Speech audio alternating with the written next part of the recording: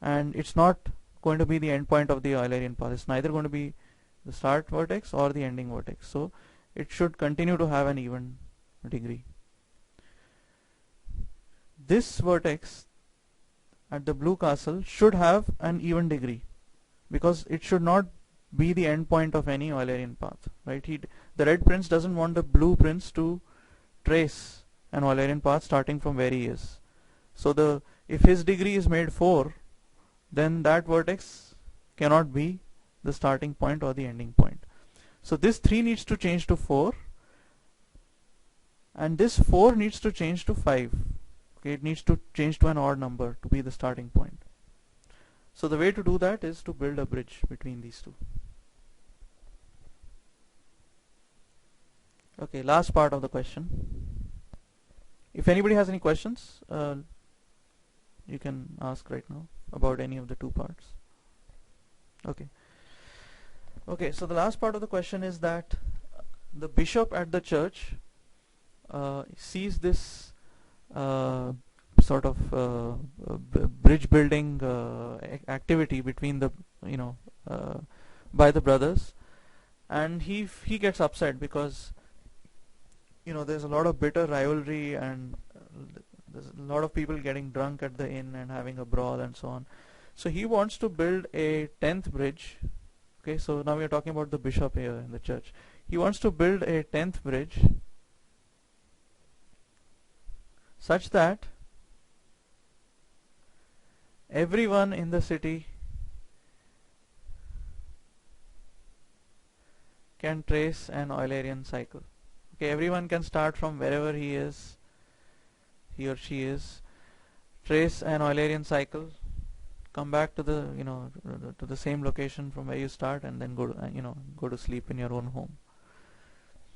So where should the bishop add this 10th bridge?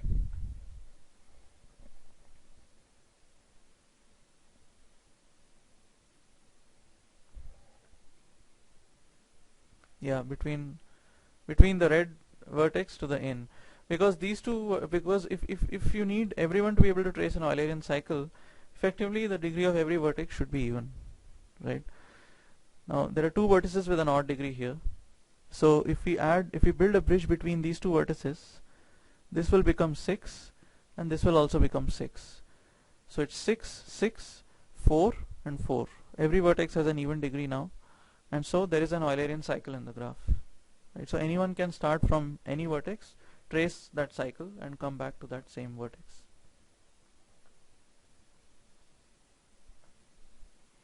Okay, maybe, how much time do we have?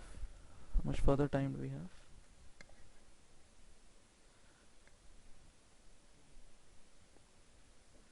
Okay, so should we stop here? Okay,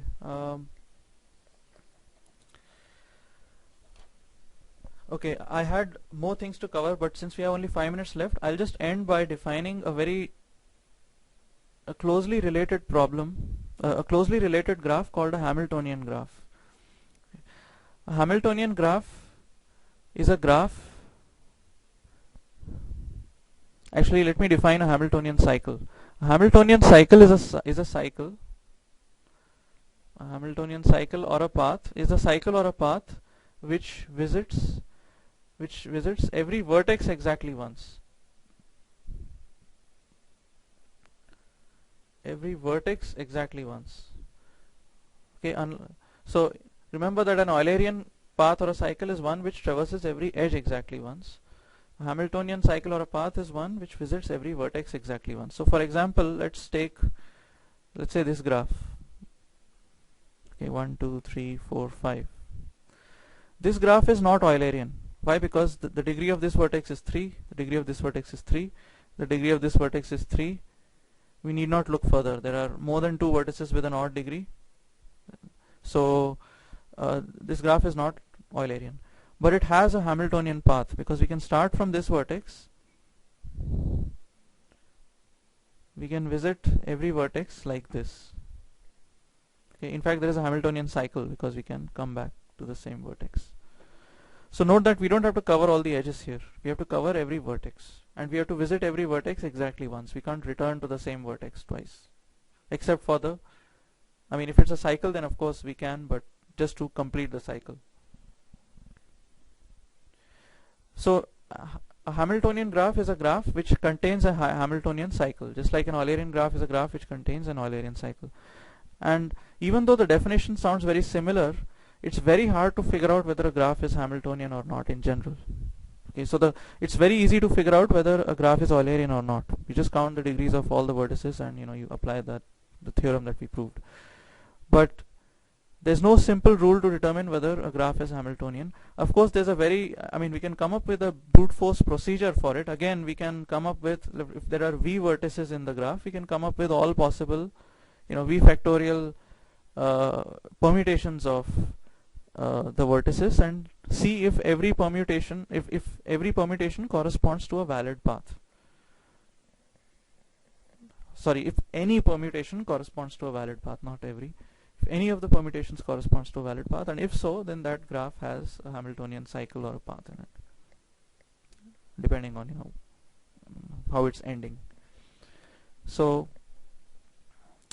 this is a brute force way, but there's no simple efficient way to determine whether a graph is Hamiltonian or not. So with that, I'll just end. I'll probably stop here and hand over to Biswajit, or if you have any questions, or if you want to have any discussion.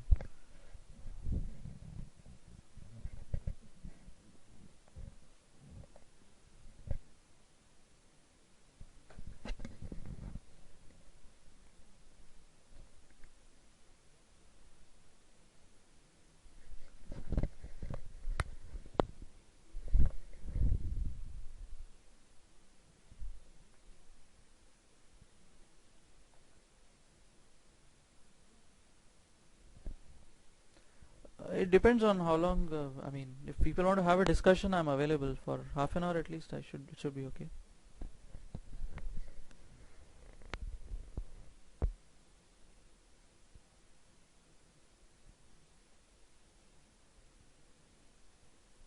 Well, actually, my PhD research was in was more towards bioinformatics. But right now, the company that I'm working in is a startup which works in information retrieval. So I've sort of been switching areas a lot, so I like to work on different things. So I'm not an expert in any area, but I've dabbled in different areas.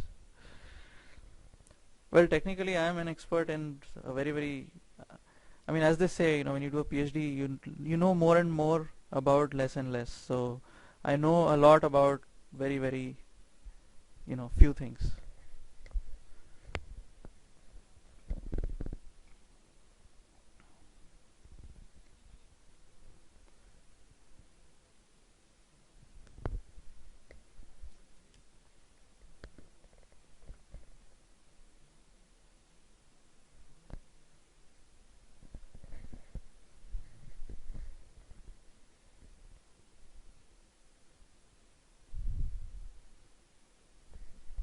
Can I stop the recording now, Biswajit, or do you want to record?